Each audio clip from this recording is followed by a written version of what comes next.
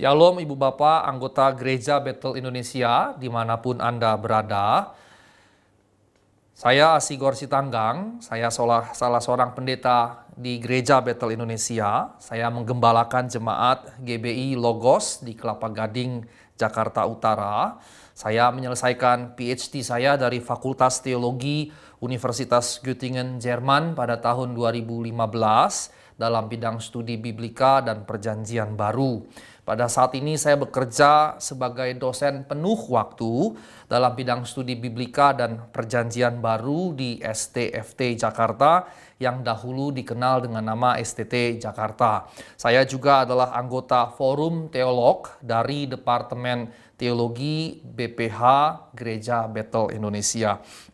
Pada kesempatan kali ini saya ingin menyampaikan teologi GBI tentang baptisan Roh Kudus. Apa yang saya sampaikan ada dalam buku ini, yaitu Sikap Teologis Gereja Bethel Indonesia. Ibu Bapak yang terkasih dimanapun Anda berada, pengakuan iman Gereja Bethel Indonesia mencatat baptisan Roh Kudus adalah karunia Tuhan untuk semua orang yang telah disucikan hatinya. Dan untuk itu, tanda awal dari baptisan Roh Kudus adalah berkata-kata dengan bahasa roh atau bahasa lidah sebagaimana yang diilhamkan oleh Roh Kudus. Peristiwa turunnya Roh Kudus pada hari Pentakosta merupakan penggenapan janji Bapa tentang baptisan Roh Kudus. Kisah Para Rasul pasal 1 ayat yang keempat dan 5. Di mana Allah memberikan kuasa kepada orang percaya untuk melayani. Kisah Para Rasul 1 ayat yang ke-8.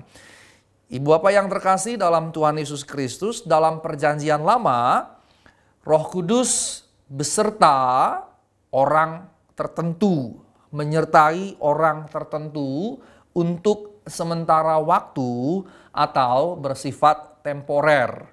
Dalam 1 Samuel 16 ayat 14 misalnya dikisahkan hal itu.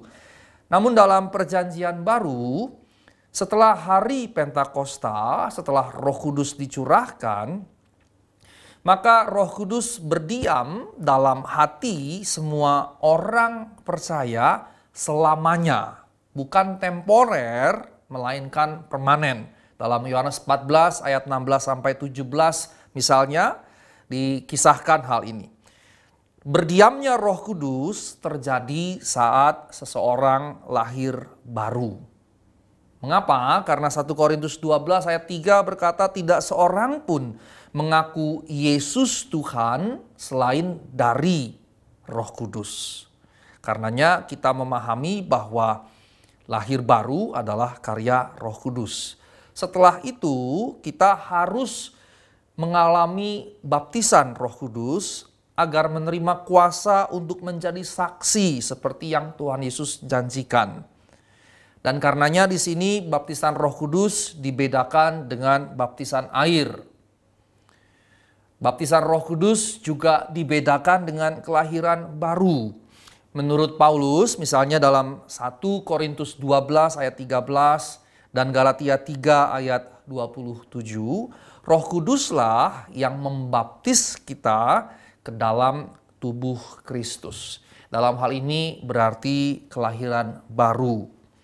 Menurut Yohanes Pembaptis, seperti yang dituliskan oleh Lukas dalam Kisah Para Rasul 1 ayat yang kelima, Yesus yang membaptis kita dengan Roh Kudus, yaitu baptisan Roh Kudus. Kedua karya Roh Kudus ini harus dialami orang percaya. Dilahirkan oleh Roh, kemudian dibaptis oleh Roh. Kedua karya ini harus dialami oleh orang-orang percaya. Kelahiran baru memberi hati, memberi hidup yang baru, seperti dalam 2 Korintus 5 ayat 17, untuk menjadikan kita anak-anak Allah yang diselamatkan dan memiliki hidup yang kekal. Namun di sisi yang lain, baptisan Roh Kudus memberi kuasa Allah kepada kita sehingga kita bisa hidup sebagai anak-anak Allah yaitu menjadi saksi. Seperti tadi dikatakan dalam Kisah Para Rasul 1 ayat yang ke-8. Seseorang bisa saja telah dilahirkan kembali namun belum dibaptis oleh Roh Kudus. Beberapa bukti Alkitabiah yang membedakan antara kelahiran baru dan baptisan Roh Kudus antara lain, yang pertama, para murid Kristus. Mereka telah mengaku Yesus adalah Kristus. Matius 16 ayat 16.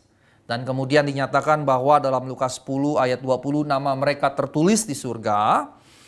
Dan kemudian kepada mereka sesudah kebangkitannya Tuhan kita Yesus Kristus menghembusi muridnya dengan Roh Kudus. Namun kemudian Yesus tetap memerintahkan mereka untuk tinggal di Yerusalem sampai menerima kuasa dari tempat yang maha tinggi atau sampai menerima kepenuhan atau baptisan Roh Kudus. Yang kedua, orang Samaria yang bertobat ada dalam Kisah Para Rasul 8 ayat 14 sampai 17. Di sini dikisahkan Filipus memberitakan Injil di Samaria.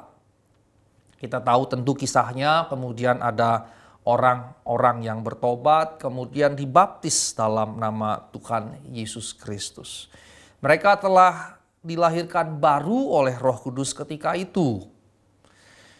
Tetapi mereka menerima Roh Kudus ketika para rasul menumpangkan tangan atas mereka. Yang ketiga, dalam kisah kehidupan Rasul Paulus, ia mengalami jamahan Roh Kudus dan mengakui ketuhanan Yesus dalam perjalanannya menuju Damsyik. Dikisahkan dalam Kisah pasal 9 ayat 3 sampai 6. Namun kemudian Ananias menumpangkan tangan sehingga Paulus melihat kembali dan penuh Roh Kudus. Kisah 9 ayat 17. Kemudian contoh yang keempat, murid-murid di Efesus. Dalam Kisah Para Rasul 19 ayat 1 sampai 7. Di situ ada murid-murid yang telah dibaptis dengan baptisan Yohanes. Maksudnya adalah baptisan air. Kepada mereka kemudian Paulus bertanya, "Sudahkah kamu menerima Roh Kudus ketika kamu menjadi percaya?" Ayat yang kedua. Seandainya semua murid menerima Roh Kudus ketika mereka percaya, mengapa Paulus menanyakan hal ini? Ini menunjukkan mungkin saja seseorang percaya namun belum menerima kepenuhan Roh Kudus. Lalu Bapak yang terkasih dalam Tuhan Yesus Kristus, bagaimana menerima baptisan Roh Kudus ini? Maka ini sesungguhnya adalah karunia Tuhan berdasarkan kedaulatannya kepada orang-orang percaya. Dalam Yohanes 7 ayat 37 sampai 39. Kepada orang-orang percaya yang haus, Yesaya 44 ayat 3, dan yang memohon, meminta kepada Allah di dalam doanya. Karenanya Gereja Bethel Indonesia meyakini bahwa tanda awal yang menyertai orang yang dibaptis dengan Roh Kudus adalah berkata-kata dalam bahasa roh atau dalam bahasa lidah. Ini adalah bahasa baru yang diberikan Roh Kudus, bahasa yang tidak pernah dipelajari. Ini bukan bahasa yang dipelajari, tidak dapat dimengerti oleh orang yang mengucapkannya, karena ia mengucapkan hal yang rahasia. 1 Korintus 14 ayat yang kedua. Ini dialami pada hari Pentakosta, Kisah 2 ayat 4. Kemudian juga orang percaya di Samaria, Kisah pasal 8. Kemudian oleh Paulus, Kisah 9 ayat 17. Kemudian Cornelius, Kisah 10 yang bukan orang Yahudi. Dan juga murid-murid di Efesus, Kisah pasal 19.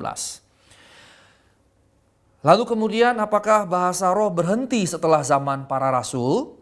1 Korintus 13 ayat 8 sampai 10 menegaskan bahwa bahasa roh, nubuat, karunia pengetahuan lenyap jika yang sempurna tiba.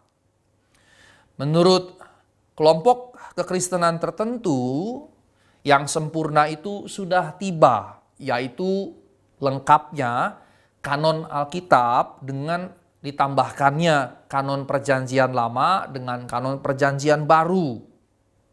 Menurut sebagian kelompok kekristenan, Alkitablah yang dimaksudkan dengan jika yang sempurna tiba dalam 1 Korintus 13 ayat 8 sampai 10 tadi. Namun Gereja Bethel Indonesia meyakini bahwa bukan itu yang sempurna. Gereja Bethel Indonesia meyakini yang sempurna adalah, yang dimaksud dengan sempurna adalah kedatangan Kristus kembali. Saat kita melihat Dia bukan dalam keadaan kesederhanaannya sebagai manusia yang datang 2000 tahun yang lalu, tetapi saat kita melihat Dia dalam keadaan yang sebenarnya sebagai penguasa atas alam semesta. 1 Korintus 13 ayat 11 sampai 12 dan 1 Yohanes 3 ayat 2. Berdasarkan pemahaman ini, karenanya Gereja Bethel Indonesia meyakini bahasa roh atau bahasa lidah masih ada.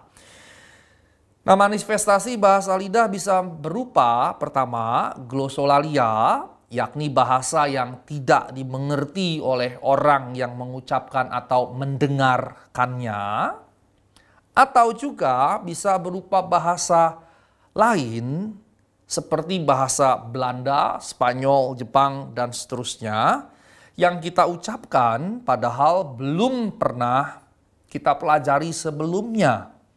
Kita bisa tidak mengerti, tetapi orang lain yang mendengarnya mengerti. Ini yang disebut dengan xenolalia. Ini bisa menjadi sebuah tanda untuk orang yang tidak beriman. Sedangkan nubuat menjadi tanda untuk orang yang beriman. 1 Korintus 14 ayat 22.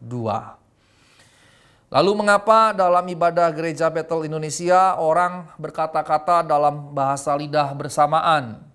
Padahal Paulus menyarankan dalam pertemuan jemaat hanya 2-3 orang yang boleh berbahasa roh satu persatu dan harus ditafsirkan.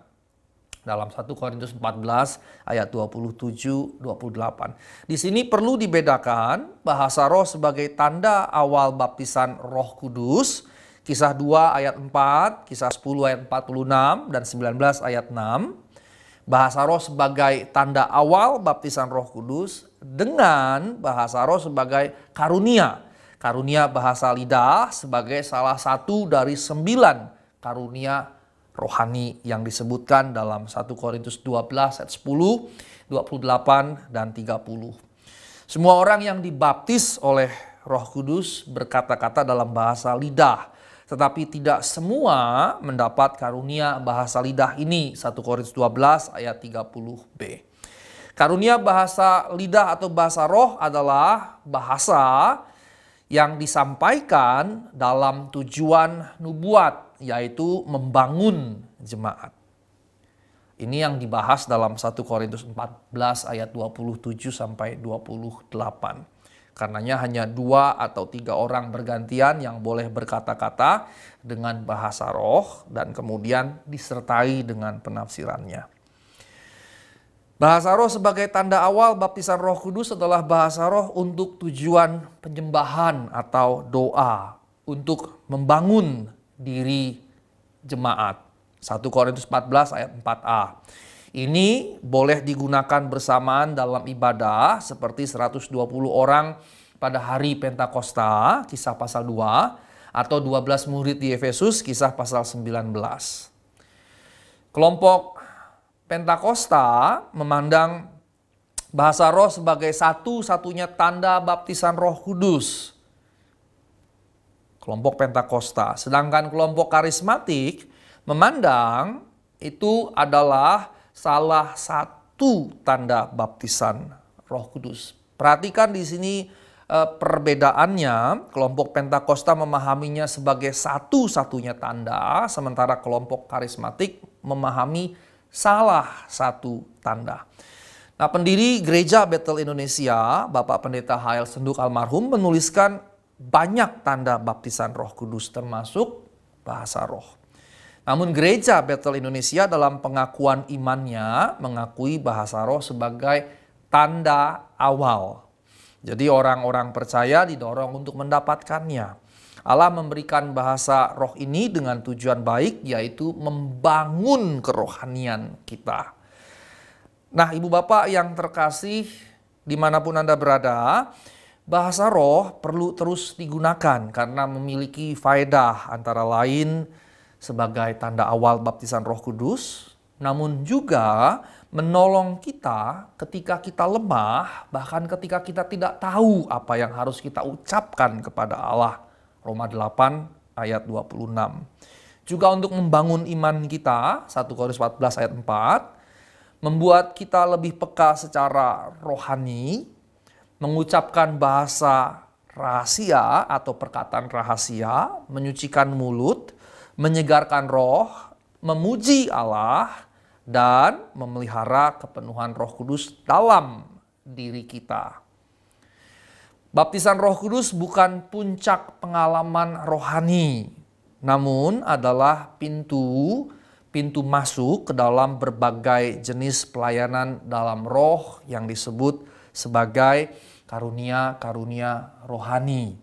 Dalam 1 Korintus 12 ayat 9 sampai 10 disebutkan karunia-karunia tersebut. Karunia pernyataan, mengucapkan kata-kata, hikmat, pengetahuan, membedakan roh. Karunia kuasa untuk melakukan tanda-tanda ajaib, iman, menyembuhkan, dan mukjizat. Karunia pengungkapan untuk mengungkapkan hal-hal yang tersembunyi, nubuat, bahasa roh, dan menafsirkan bahasa roh. Ketika Roh Kudus bekerja keluar, maka ia menghasilkan karunia. Ketika dia bekerja ke dalam diri kita, maka dia menghasilkan karakter seperti Kristus. Galatia 5 ayat 22 sampai 23. Nah, Ibu Bapak yang terkasih dimanapun Anda berada, buah roh bukan sifat alamiah, namun adalah karakter orang percaya yang dibaharui karena melekat pada Kristus.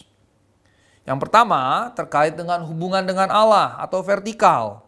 Pengalaman Kristen yang kemudian terhasilkan karenanya adalah kasih, sukacita, damai, sejahtera. Dalam hubungan dengan Allah, karenanya kita memiliki kasih, kita hidup dalam sukacita dan juga damai sejahtera.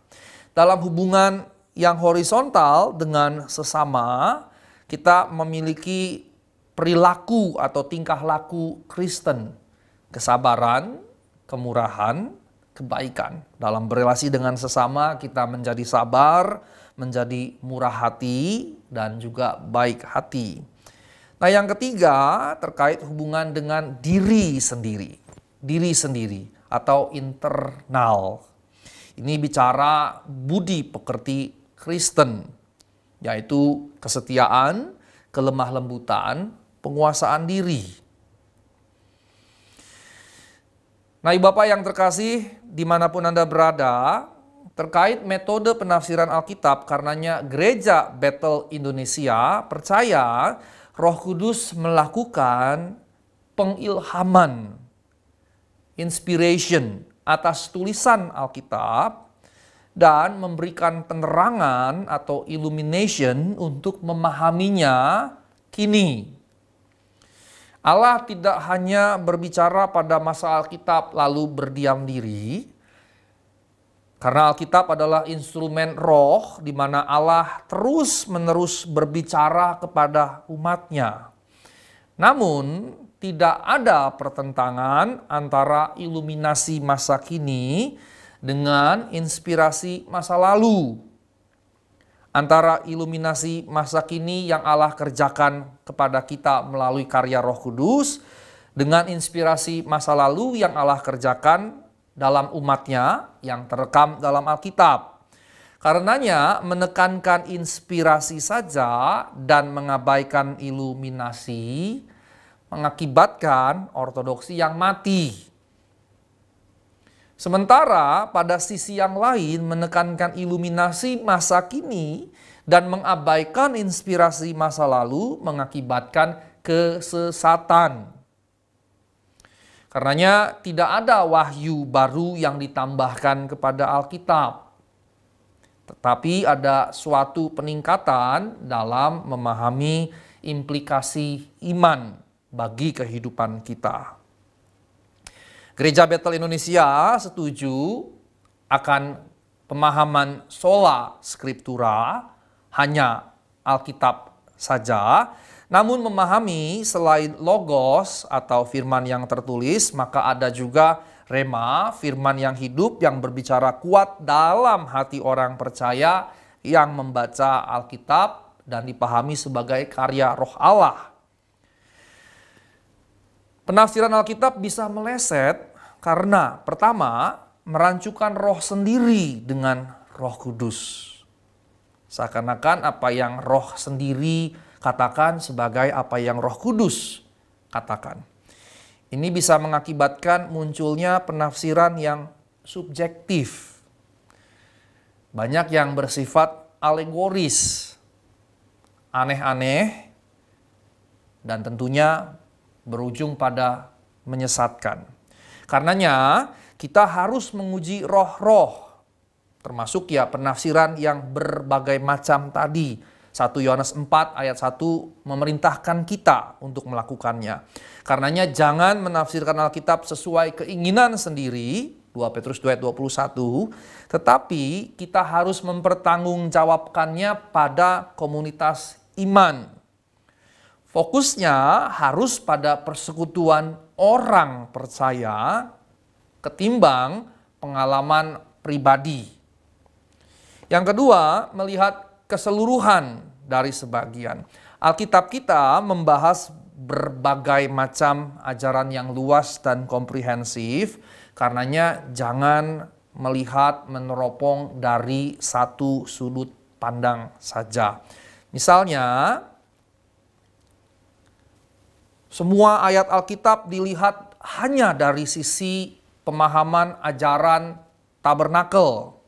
Atau semua ayat Alkitab dilihat hanya dari perspektif kabar mempelai. Atau dilihat hanya dari perspektif anugerah.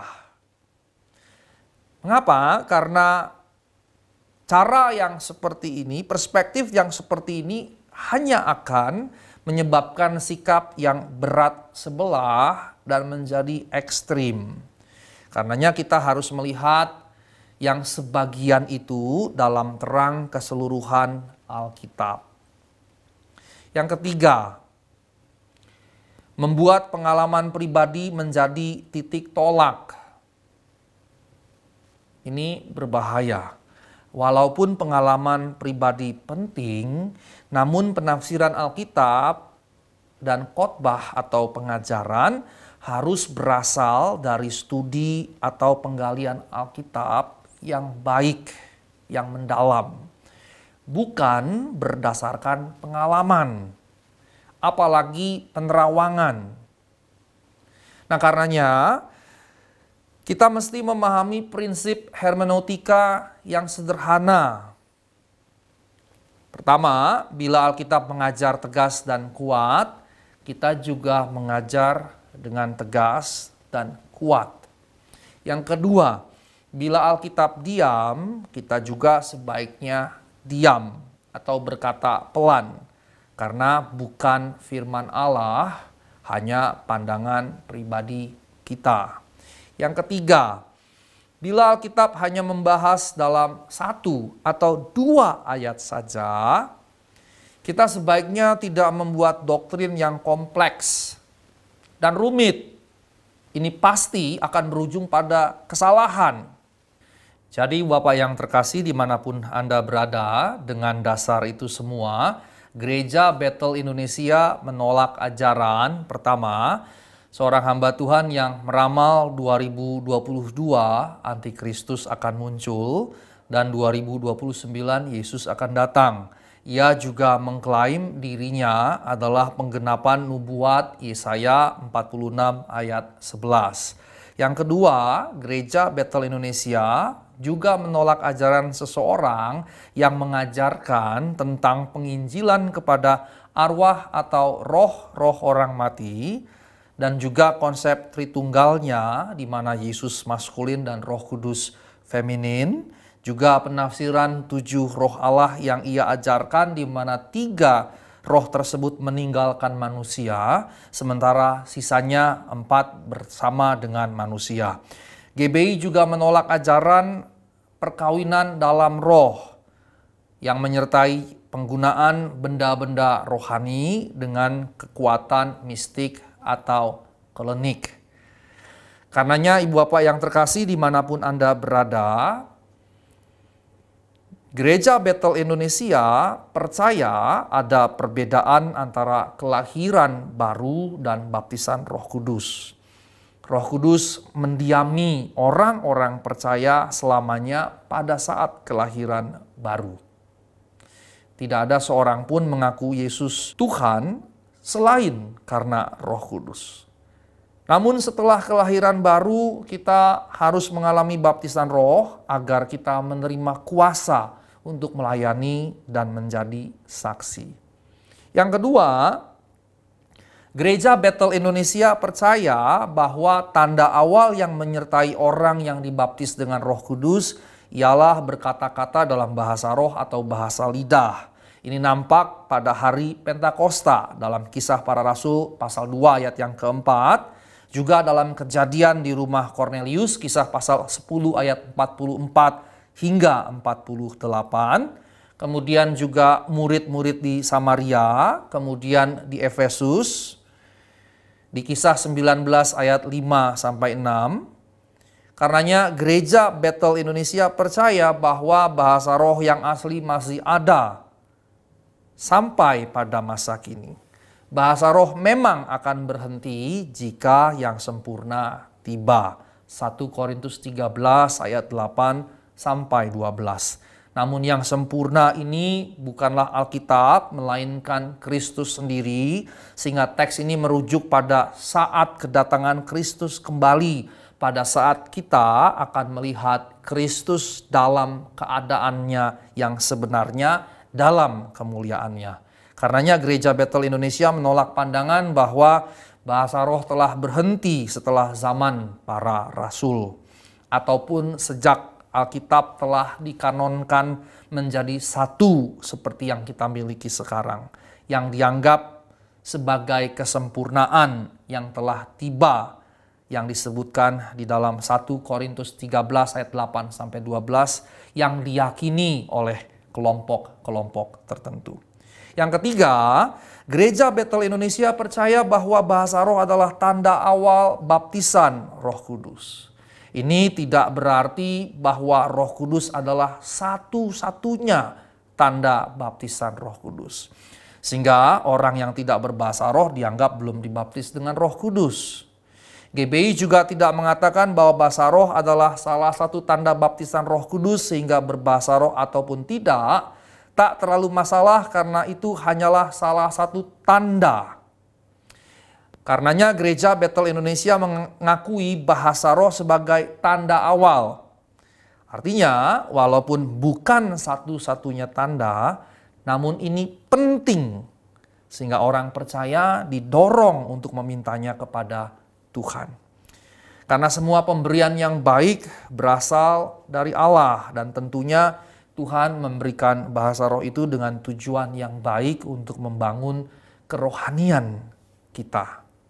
Yang keempat, Ibu Bapak yang terkasih, Gereja Bethel Indonesia percaya dalam ibadah bersama boleh digunakan bahasa roh beramai-ramai bila itu adalah bahasa lidah atau bahasa roh sebagai tanda awal baptisan Roh Kudus seperti yang dialami 120 orang percaya dalam Kisah pasal 2 ayat 1 sampai 4 atau 12 orang dalam Kisah 19 ayat 6 sampai 7. Ini adalah bahasa roh untuk tujuan penyembahan. Dan karenanya ini dibedakan dengan karunia bahasa roh yang harus ditafsirkan untuk membangun jemaat, yakni bahasa roh untuk tujuan nubuat yang dibahas oleh Paulus dalam 1 Korintus 14 ayat 27 sampai 28, di mana hanya 2 atau 3 orang saja yang boleh berbahasa roh, seorang demi seorang, dan harus ada yang menafsirkannya. Yang kelima, Gereja Bethel Indonesia percaya terhadap prinsip penafsiran Alkitab yang benar. Sehingga tidak ada pertentangan antara ilham roh dengan apa yang tercatat dalam Alkitab. GBI menolak penafsiran Alkitab yang meleset karena mencampur adukan rohnya sendiri dengan Roh Kudus, melihat seluruh Alkitab dari sebagian kebenaran saja, dan menjadikan pengalaman pribadi menjadi titik tolak penafsiran Alkitab. Nah, Ibu Bapak yang terkasih dimanapun Anda berada, inilah yang dipahami oleh Gereja Bethel Indonesia terkait dengan baptisan Roh Kudus. Tuhan Yesus memberkati. Amin.